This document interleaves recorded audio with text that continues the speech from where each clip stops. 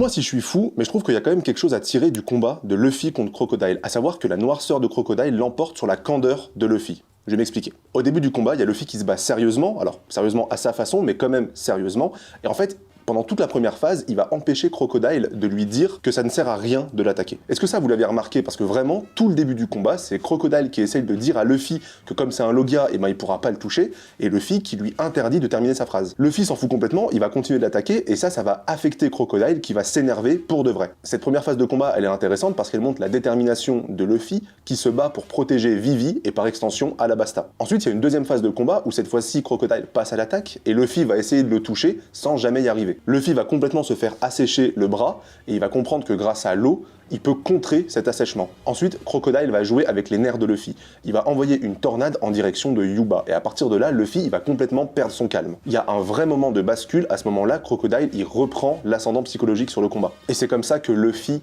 perd. Il va attaquer Crocodile sans réfléchir, et il va se faire poignarder par ce dernier. C'est une case qui est absolument magnifique, donc Crocodile qui domine complètement le combat, qui a transpercé Luffy. Cette case elle est totalement noir et blanc, il n'y a plus aucun niveau de gris, comme si la noirceur de Crocodile l'avait emporté sur la candeur de Luffy. Voilà, ça c'est ce que moi je pense du combat. Est-ce que je suis complètement taré ou est-ce que vous aussi vous pensez un truc du genre?